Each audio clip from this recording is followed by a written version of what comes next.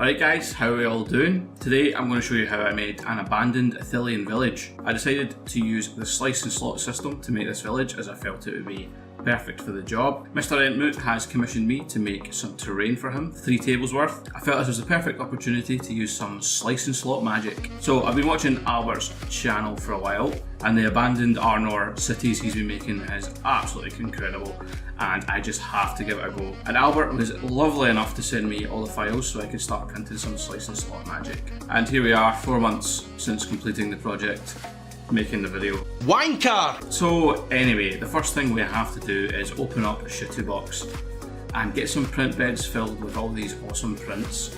I decided to mainly use bits that would mainly lend themselves to destroyed and fallen down ruins. I was aiming to create a part of Ithilien that had been really lost to the wilderness, like completely overgrown and fallen to bits. And there's one of Ted Naismith's artworks of Ithilien that I absolutely love. Like, Ithilien is one of the most beautiful places, I think, in Middle-earth. All the old artwork that Ted Naismith did of Ithilien really captures my imagination on how stunning and pretty this place is. You know, Ithilien really makes me think of Arda as it was before the world was broken, back in the time of the lamps, when the world was still whole and hadn't yet fallen to Melkor's influence.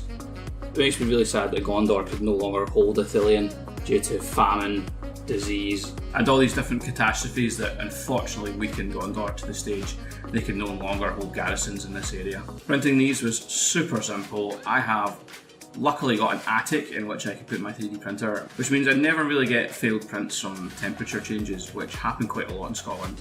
Like, if I was to print in my garage, it would be an absolute nightmare, I'm sure. So I printed out all of these bits and cured them in my wash and cure station. I'm pretty sure I wouldn't 3D print without a wash and cure station. They're just so handy. I absolutely love it. And for those of you who don't have a 3D printer, don't worry. There are resellers online that allow you to purchase these individual little bits.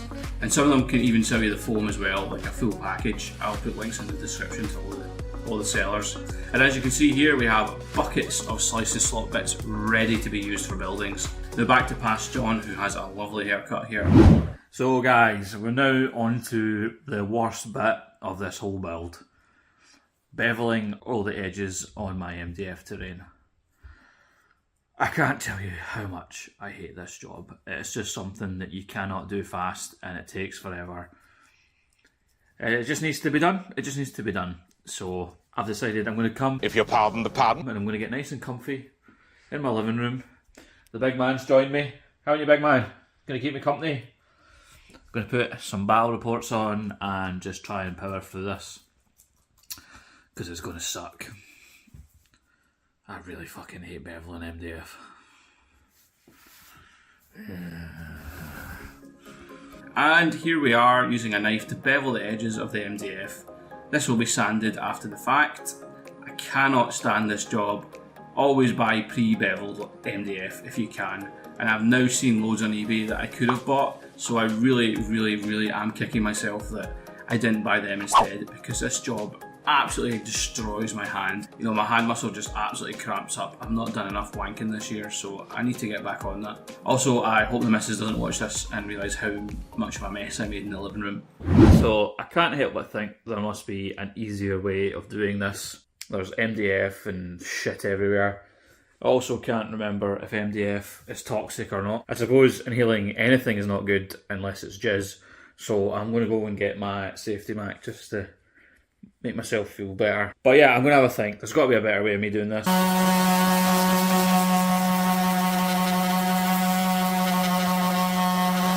So that is the worst part of the job out of the way. So chuffed, thank God for that. I didn't get it all done, but I just couldn't be bothered finishing it, and I've got enough for this project. So let's move on, shall we? So now that we have all the corners, windows, doors and details printed out, we need to craft the main wall surf. So we get our 10mm foam and the old Scodomatic and start to cut out a bit of foam roughly the same height as the Scodomatic, and use our hobby knife to cut down all the grooves within it. Remember to both sides, as both sides will be visible. I tried to do as much of this in one go as possible, so I didn't have to go back to this stage. This was a long process, but with good telly or podcasts to listen to, time will fly by. Oh, what's that? A segue to this week's sponsor, me. Myself. I'm sponsoring myself. Yes, it is me. This week's sponsor is myself because I'm an attention-seeking Alex from Battle Wanker and myself have started a wee podcast. Yes, another podcast, but it's more like Room 101. 101? 101?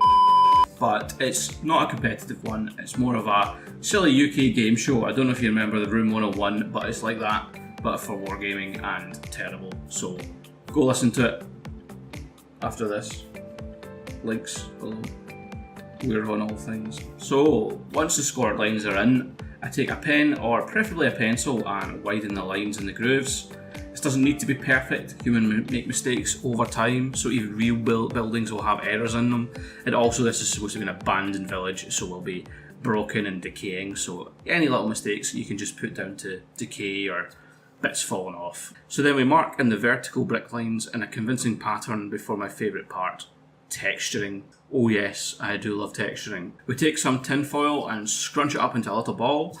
We then use this ball to run over the walls and create a stone-like texture.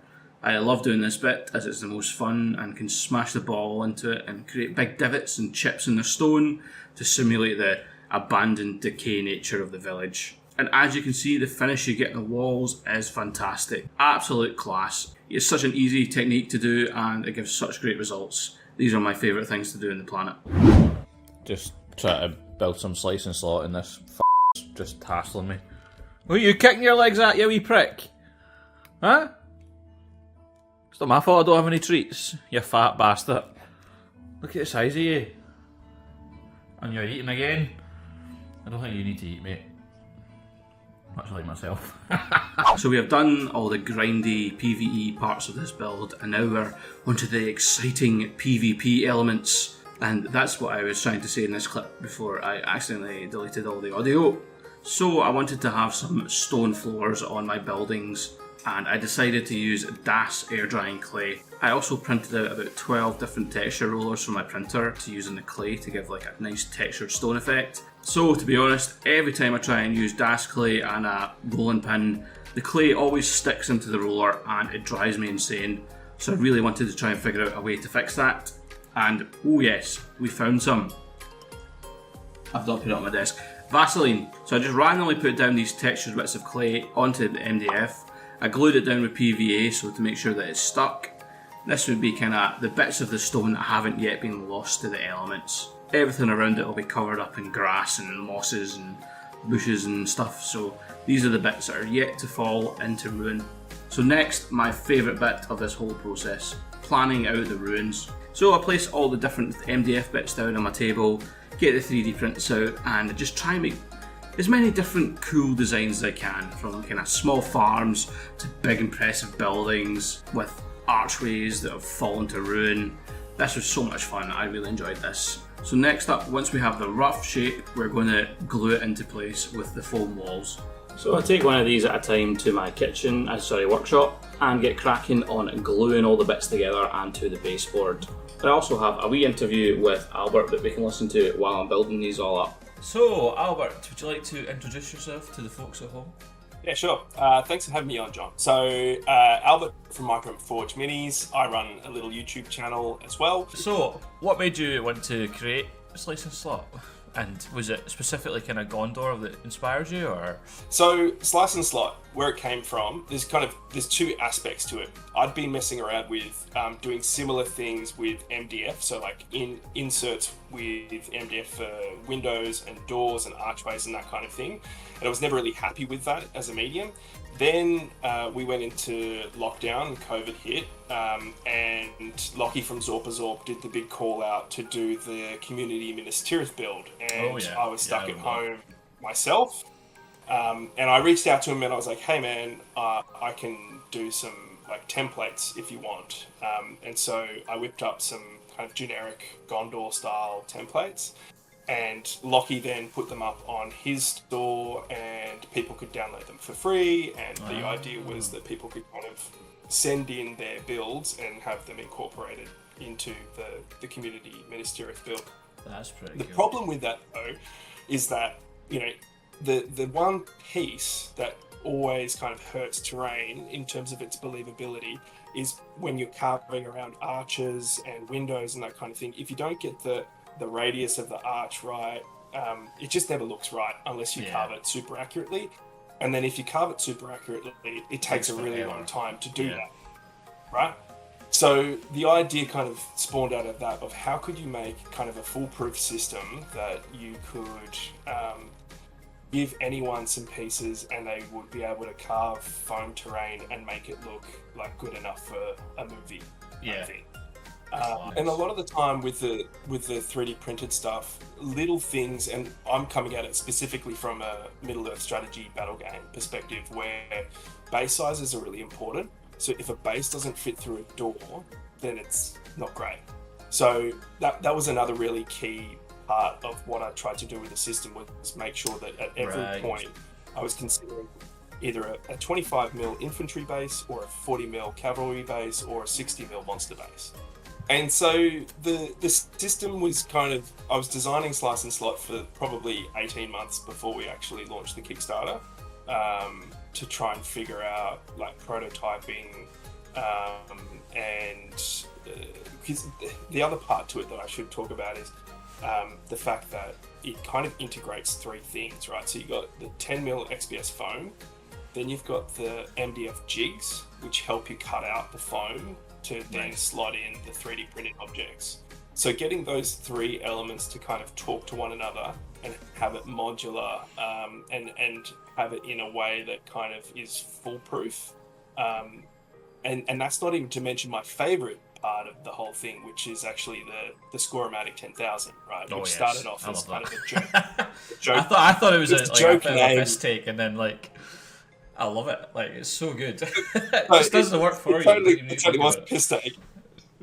But now I have to stick with it because I've mentioned it so many times, and so it is what it is. But the lovely thing about that is that it speeds up the most mundane part of the process, which is, you know, scoring in those horizontal lines. Basically, any time that I have to measure something with a ruler, I have an allergic reaction to when I'm crafting, because it just speeds down slows down the process. And I have a little bit of dyslexia, so it just kills me.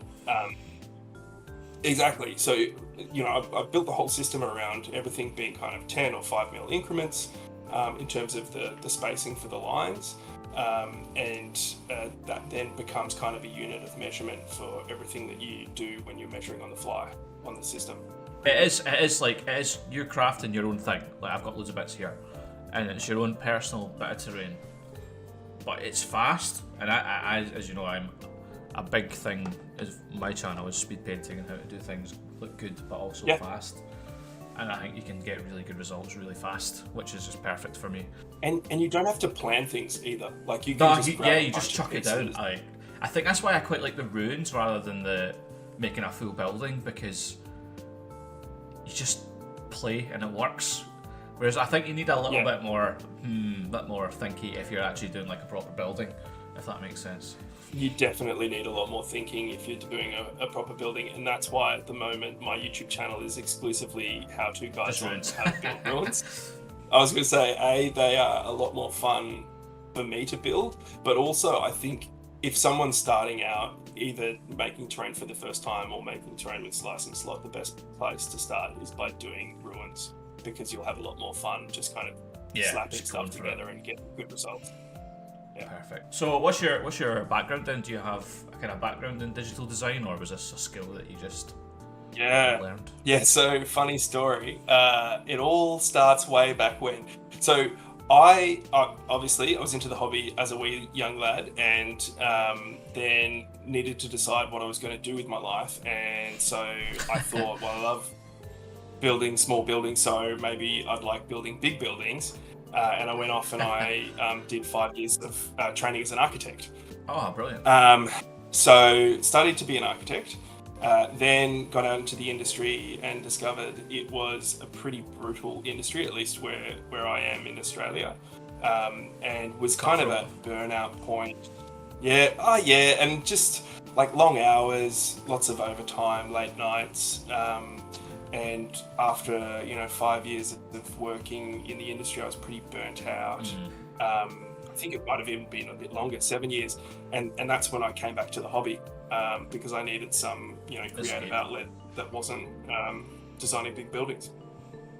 So I rediscovered my love of designing small buildings.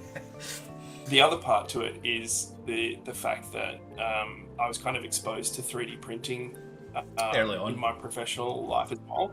Yeah, before it became like, there was definitely a point where it became more accessible. We had this big 3D printer at work that was like, I don't know, they spent 40 grand on it, and it printed shitty quality buildings, like nothing compared to what we can do now on the resin printers behind me that only cost like $1,000. So the fact that I was kind of in the industry and kind of aware of those techniques definitely went a long way to helping me figure it out. Having said that though, there's one thing, so kind of designing what I'd call like hard geometry is quite easy for me, but then doing the sculpting thing is that's a whole different kettle of fish. And like shout out to Prismatic Miniatures for being very patient and kind of coaching me through how to do like sculpting on ZBrush, because that's a nightmare. That's actually my next question was, what are your advice to people that want to learn how to do this? So it's Hassel Medbury, Andrew Medbury. Cool. Yeah, if you want to get into 3D, if you want to get into 3D sculpting, definitely hit up Medbury. He's got a few tutorials on YouTube, I think. Oh, fantastic. But like, it's at the moment my skill set is pretty much I can model stone and I can model some metal, and that's it. I could not for the life of me do what Medbury does, or any of the other 3D miniature sculptures. So that's a different level again. So I kind of sit within my own little niche. Oh, and the other one I've just learned how to model well is timber, is wood. So I can do wood, stone, and metal. I think that's my wheelhouse. Yeah, so I think it's something that I would love to get into. So ZBrush or ZBrush, depending on which part of the world you're from, is that kind of a good place to start? ZBrush. ZBrush, I don't know. It's kind of the industry standard as far as I'm aware for doing like miniature sculpting. The other one that gets thrown out a lot and is mentioned is Blender, but Blender is, I think, a little bit more. So ZBrush is like, imagine you've got a virtual ball of clay and you can push it around and like sculpt. It's the closest thing to kind of physically sculpting something in a traditional method, whereas Blender is more like hard surface models, so like modeling kind of pure geometry, so you don't get the same organic shapes as you do in ZBrush. So the thing that I've quickly learned is that every tool does something slightly different, and every program has a very different interface, and it's really hard to learn all of them.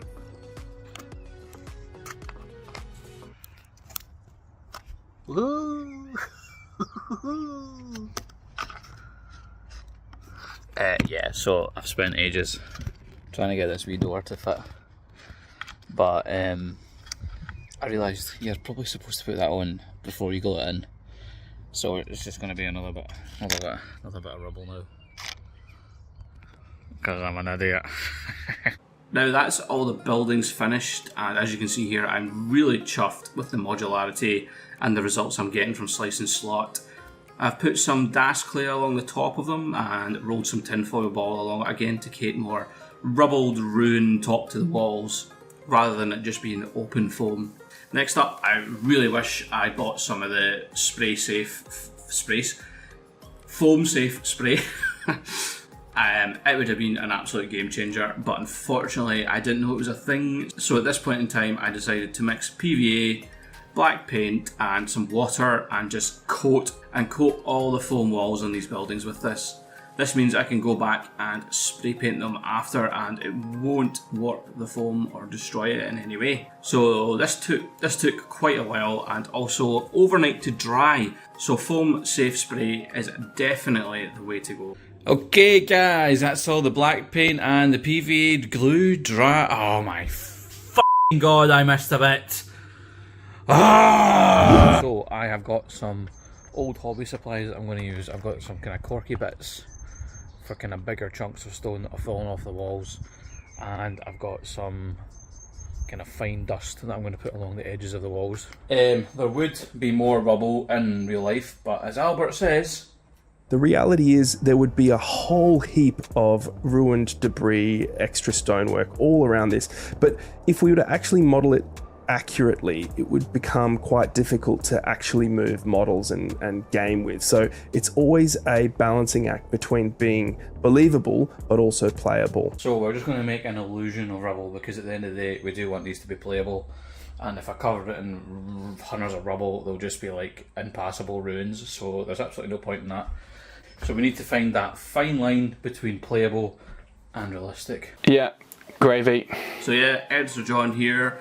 I decided not to bother going with the sandy rubble as I thought it looked a bit wank, and I didn't really want to replicate this on the future bits as I don't like the look of the sandy bottom.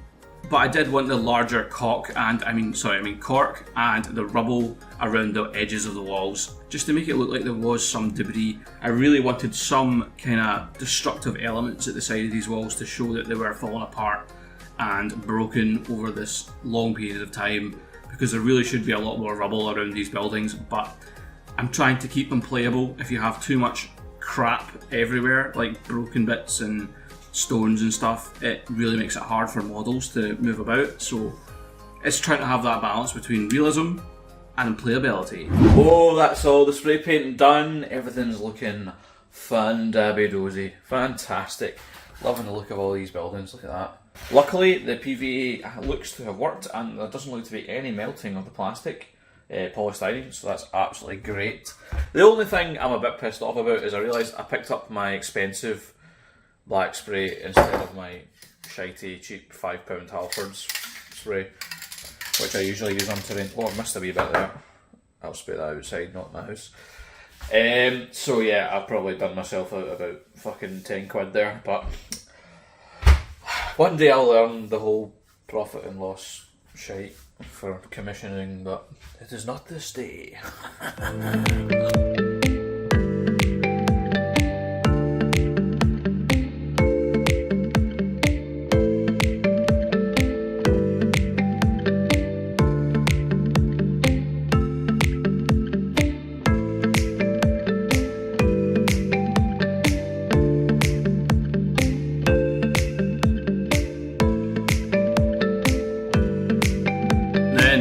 Second most hated job of this build, the ground cover. It's just so messy, and tile grout is a bit toxic, so you need to wear a mask and be safe, because if you get that into your lungs, it's a bad time. So I just put a layer of PVA glue down around the kind of rocks and the stone texture and the flooring. Just make sure I get everything left of the MDF covered in PVA.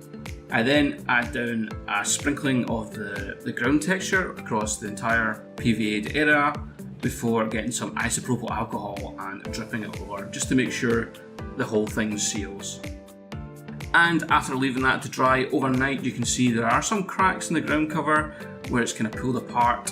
You could fill these bits in, but I'm just going to cover it with static grass in the next stage. And I'm going to use 2mm static grass because that's all I had, really.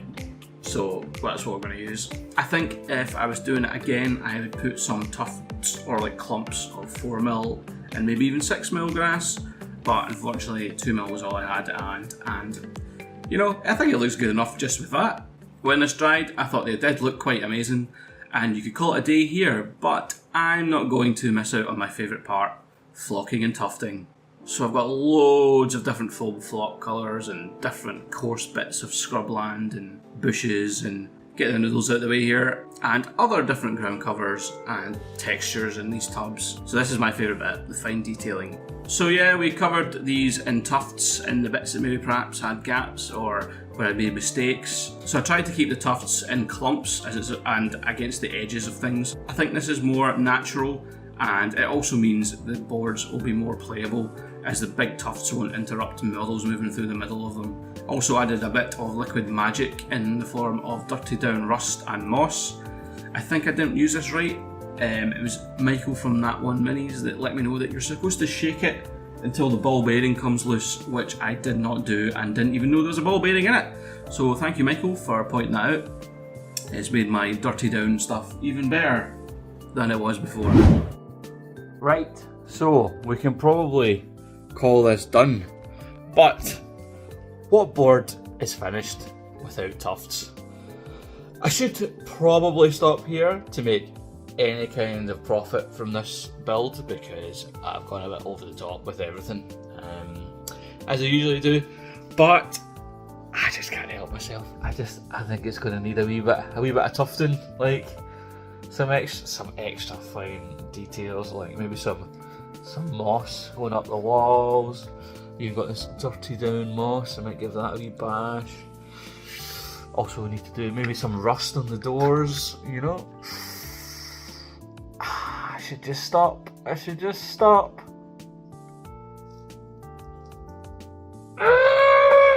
didn't get as much tufting filmed as I want because I was really running out of time, and with that done I really need to stop here as I think I was going a bit overboard with the amount of detailing. I really wanted to get some weathering powders out and some mosses, but I was just like, calm down John, you're doing far too much. Don't want to saturate these buildings in weathering materials and ruin it. If you'll pardon the pun. Oh. There's no pun there. And with that, they're all done. I've tried to make this abandoned Ithilien village as nice as possible while remaining playable. That is a very important part of this build as it's going to be primarily used for events that Harry runs, so they need to be playable. I am actually blown away by how easy this system was to use and the results it has made. It's just so modular and I can see myself building so many buildings with this, ruined or full buildings. I'm really excited to use it. You know, I am going to use this slice and slot stuff to fix up my old board that I have sitting in my attic. That could be a video for another time if people would like to see that. So please go check out Slice and Slot on my mini factory if you've got a 3D printer, or buy some bits from a number of 3D printing resellers. Links will be in the description. The modularity and creativity it generates is just phenomenal. I am highly tempted to become a reseller of this myself. He also has a YouTube channel showing off a few kind of tutorials and his amazing Armory city, which I will also link in the description and at the end of the video. So now the usual YouTube rubbish. Let me know what you think in the comments. I do love to hear from you. And while you're down there, give me a wee cheeky like and subscribe and all that nonsense. Much appreciated. And if what I'm doing really turns you on, then thinking about joining the Patreon, where you get access to exclusive dice, behind the scenes, painted miniatures, or the Discord community where I'm usually in chatting or, you know, watching a wizard try to fire a bow and arrow. And of course, finally, a big thank you to all the shaggers that support the channel and let me continue doing this complete and utter nonsense. Much love for thee. And as always, guys, see you in the next one.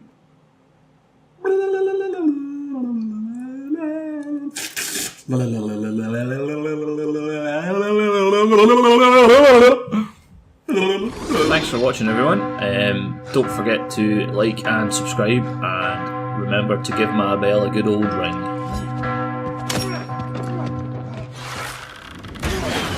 Wow. And I felt this was a perfect opportunity to try out the new slice and slot system. Slice and slot system.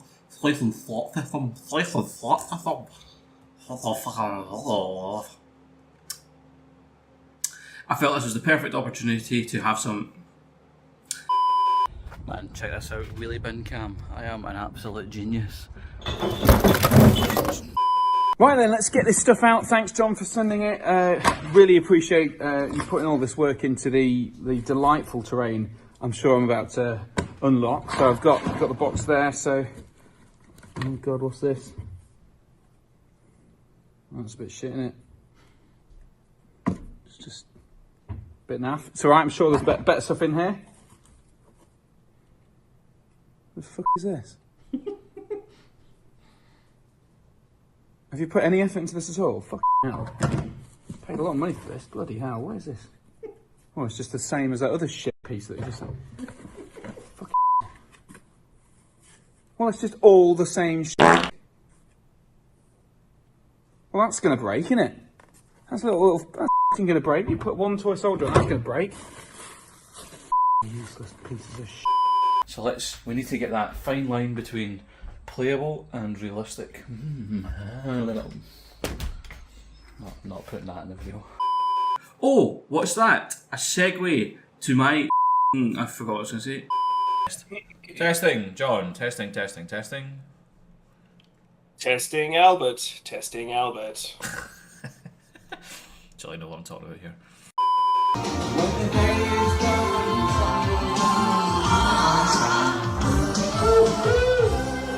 And I can't sit before the gates of heaven. I'll subscribe to Jim Miller.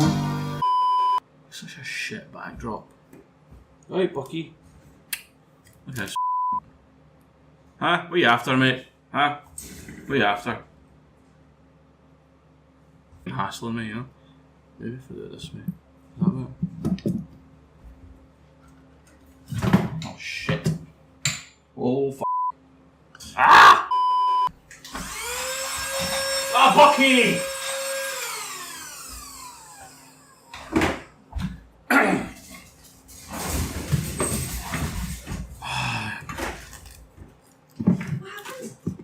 Oh my god, Bucky! Kicked his water ball over, then decided to flick water everywhere. Oh. Man.